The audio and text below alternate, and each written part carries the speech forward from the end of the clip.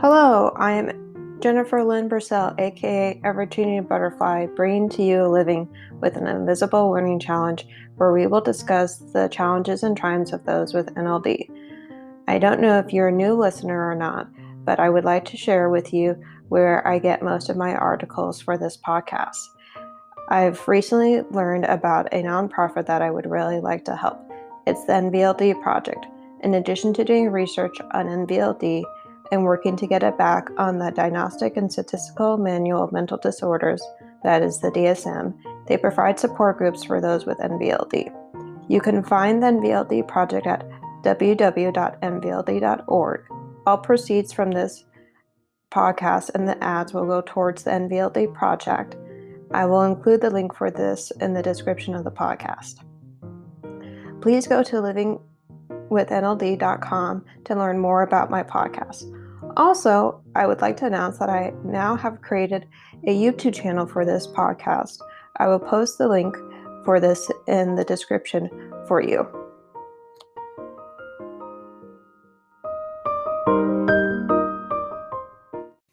Hi, so today's episode will be about what ever-changing butterfly brings to me and how taking advantage of can change your life.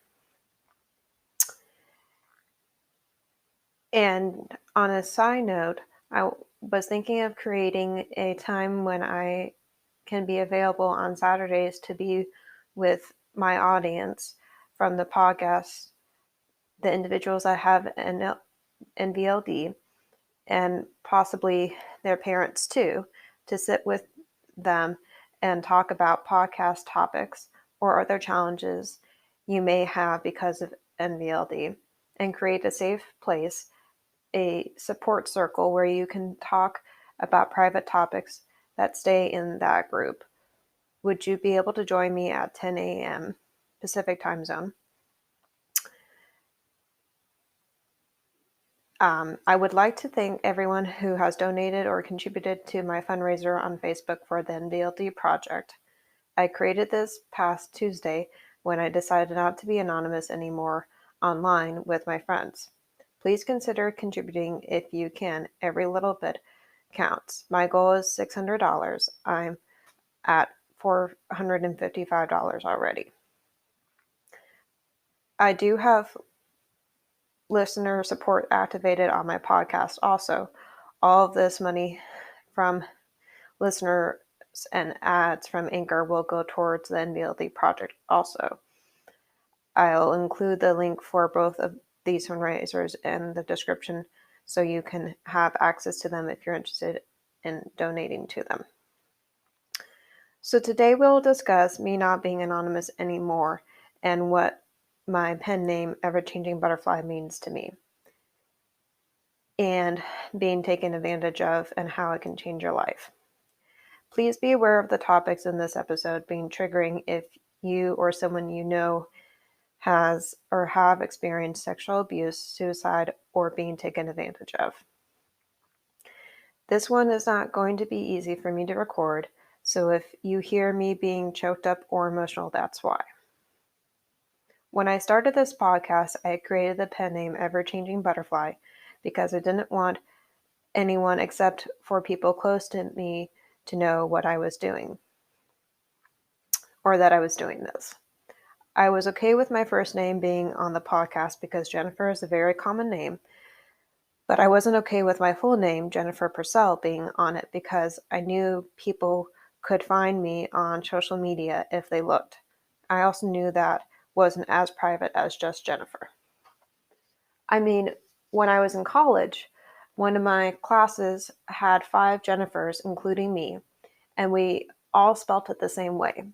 So when you called on one of us in class, you had to use our last initial, or maybe a nickname, to be very clear about which one you were speaking to. Otherwise, all of us would turn our heads and be like, "What? Which one are you talking to?" I have always also loved butterflies and hummingbirds because whenever I see one, I think they're a strong animal for such a small size. Both animals can migrate miles, even though they are so small. The monarch butterfly is one of the butterflies that migrate at least 3,000 miles to get back home. In 2016, the AUK, A-U-K, if you were wondering about the spelling, a journal provided evidence that a hummingbird can migrate 1,200 miles nonstop. That's a lot. So you're probably thinking, okay, these are some great ladybug details, but what in the world does it have to do with NLD? Well, you just mentioned one thing, ladybugs, or at least I did. People who have NLD tend to focus on small details rather than the big picture, or as we like to call it in my house or family, the ladybug and the forest. When I was diagnosed with NLD at age 19, many light bulbs went off in my family because now we knew why so many things were challenging for me. I also knew why it was easier to love tackling challenges in college because I didn't like it when something was too easy. If something was too easy, I wouldn't apply myself as much. I knew I couldn't do many things because I had gotten into UC Berkeley, a university where 18% of the people that apply get accepted.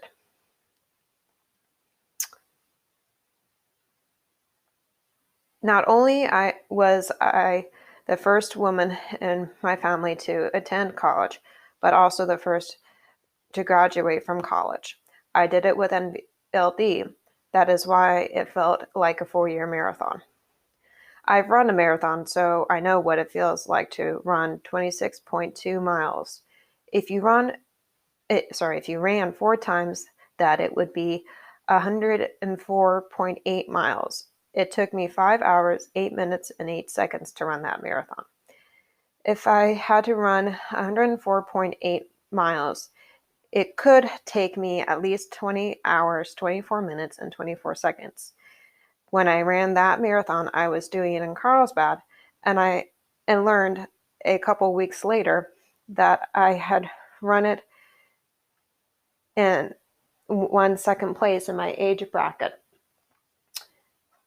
which I didn't train for. I just trained for the distance, not for the time. At that time, I was only 17 years old. And like I said, I just trained for running the distance, not for that time period to make me win that prize. I share this because I want people to know who have NVLD to know that they can do sports and be good at them, even though they may have fine motor challenges. I'm also someone who has had many challenges in my life before I knew I had an LD or NVLD, same thing. Take a break for water. What I'm about to share with you is very private, but I'm doing this because I want you to know that this can happen to someone who has NLD because of them being more innocent, trusting of others than they should be, and having less life experience than neurotypicals or being naive. When I was growing up, I was sexually abused by my cousin for 6 years. From about 6 years old until I was 12. I disclosed this to my family in late August of 2008. The first person I told was my mom. I had shared it with a friend before I shared it with her, but in doing so, I lost that friendship because my friend didn't respond the way a friend should have responded. I won't tell you all of the details of the abuse because that's not necessary and would take too long. But I'll tell you what I've learned because I want you to be able to know the things so that you can be prepared and be a watchdog for yourself and others who have NLD. What I'm about to share with you is what happened in my family. Every family is different, so it may not happen the same way with yours or others. I learned that you can't trust the extended family members that you thought were close to you. They may betray you and your trust. Some of your family members may not believe the victim's story, especially if there is no evidence and it's just a he said, she said case. That was what mine was. About half of my family took the perpetrator's side, my cousin's side, and then a quarter took mine, the victim. There was also a good amount of minimization to saying it was just show and tell rather than sexual abuse, which is false. It was sexual abuse. I did not consent to any of it happening.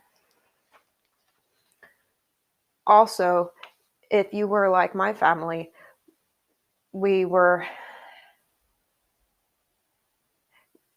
used to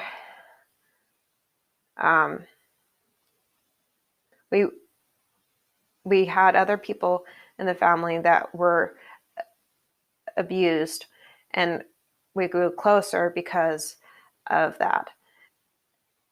And it's also easier if you got help like you're supposed to, which is therapy. I mean, to heal from it. I've gotten 5 years of therapy for the trauma, and I'm in therapy currently for NLD and for something else that happened earlier this year. If people don't receive or don't get the help they need, then I think they will have more difficult life than they would if they got the help they need. Here's a quote from Thich Nhat Hanh that I want to share with you that expresses what may happen to someone that doesn't get the help they need. Quote, when another person makes you suffer, it is because he suffers deeply within inside himself. His suffering is spilling over. He does not need punishment. He needs help. That's the message he is sending. End quote. That's something I was referring to was that I got conned by a con artist on Facebook. Again, I'll let you know what I think would be helpful, but not all the details. He made me believe that it was a romantic relationship and he had romantic feelings for me, which I found were not true later on. He convinced me to send him about $1,000 he said he needed for creating his own hospital, which wasn't true. I only got half of that back because after regrettably telling my parents what happened, I was able to get my new credit card and new debit and credit cards. I also changed my phone number and email since that was how we were communicating. I blocked him on Facebook. I was afraid of telling my parents about it because I didn't know how they would respond other than them being mad at me.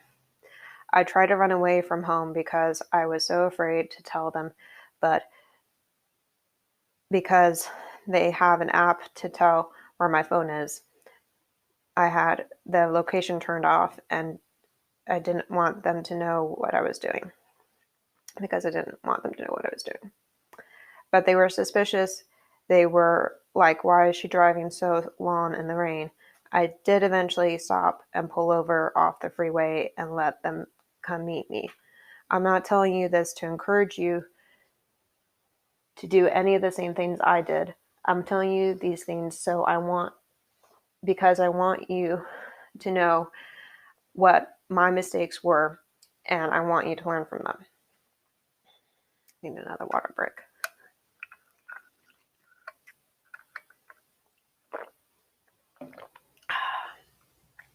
I did have all my devices taken away from me for a few months because my parents couldn't trust me with them. But I had them back since mid-April now. I started therapy again on my birthday in early April because of this experience, and it was one of the best decisions I have made.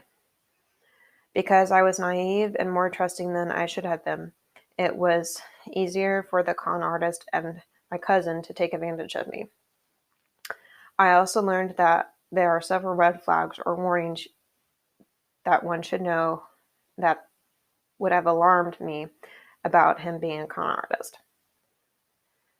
Some of these were he used broken English, asked for money nonstop, being very religious with communication, questioning things he would tell me. He has more than one name or identity, having me use info to get money, convincing me that he had romantic feelings for me, having me to do things that I didn't feel comfortable doing, using pictures that were not of him but someone else when we communicated, convincing me to think that he was using the money for a good cause. Telling me where he lived was also false because the area code was for Pakistan, not California. The dating app Hinge has some red flags for online safety that I would like to include too.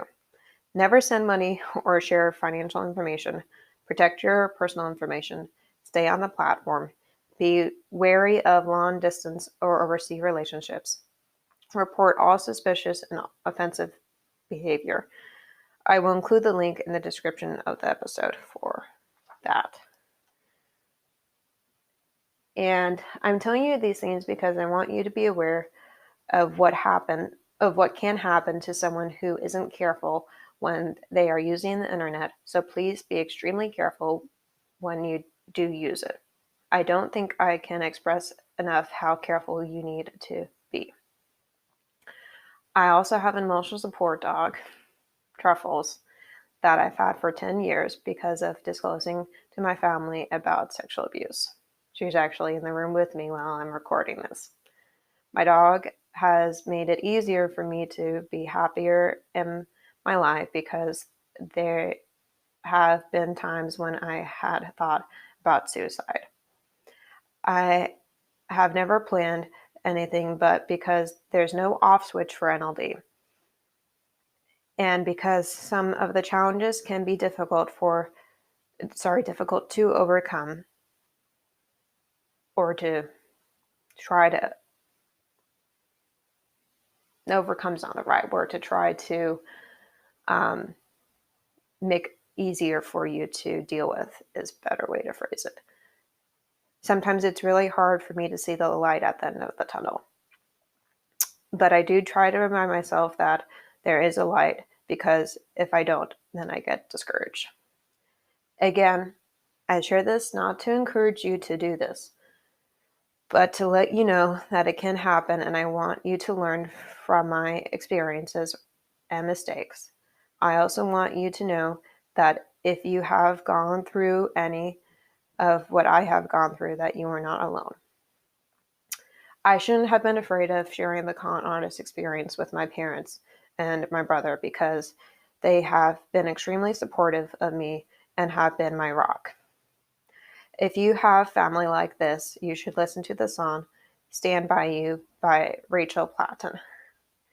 All these experiences have made me who I am today, emotionally strong. I can tackle any challenge that NLD throws at me, and I don't give up easily. I've also had to lose 40 pounds 3 times in my life because of eating to absorb emotions and not being able to release my emotions the healthy way. The healthy way is not bottling them up, but to let yourself express that emotion, whether it's positive or negative, whenever you need to and for as long as you need to. I have been expressing my emotions better since I disclosed to my family about my sexual abuse, and sometimes I can't control them, especially when I need to cry. So I let myself cry until it seems to be enough, and sometimes I can't control it or stop it. This is not always easy. Please listen to Titanium by Madeline Bailey. Sorry, that was my dog. Skyscraper by Demi Lovato. Survivors by Low Cash. Victorious by Linda Hidalgo. And this is me from The Greatest Showman, and Warrior by Demi Lovato. All of those songs talk about strong people and the characteristics that they have because of the experiences they went through.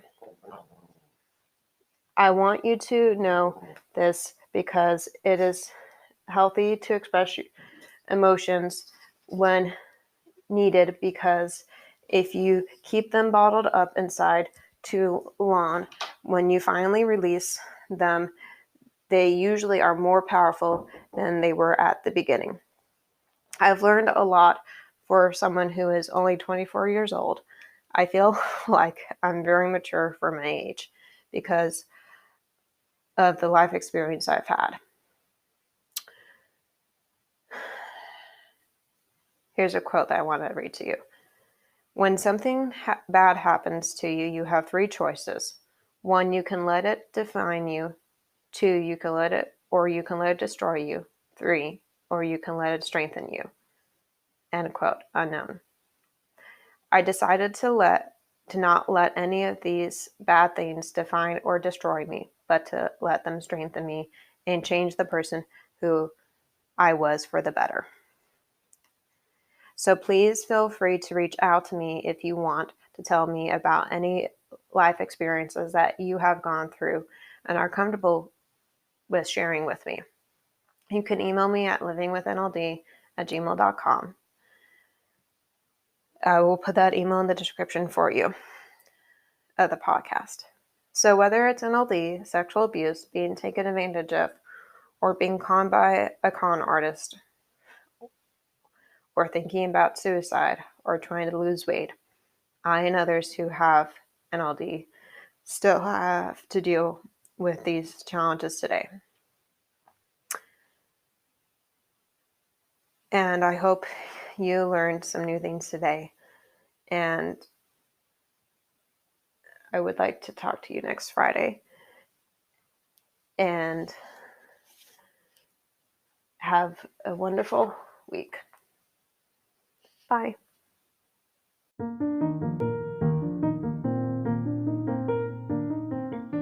As I wrap up, there are some things I would like to share with you. I do have a website for this podcast. It is called livingwithnld.com. I also have a Facebook and Instagram page for this podcast. It is called Living with NLD. I will include the links for those in the description. In conclusion, I would like to hear from my audience. If you know individuals with NLD that I could interview for this podcast, please email me at livingwithnld@gmail.com. What are you interested in learning about NLD? I know I'm not an expert, but I do know I have the living experience of having it. I would like you to practice journaling about your gifts and differences. Also see if there is a way that you can make that difference become easier for you to do than originally it was. Thank you for listening today, and please go to my YouTube channel and subscribe to it. Thank you. Bye.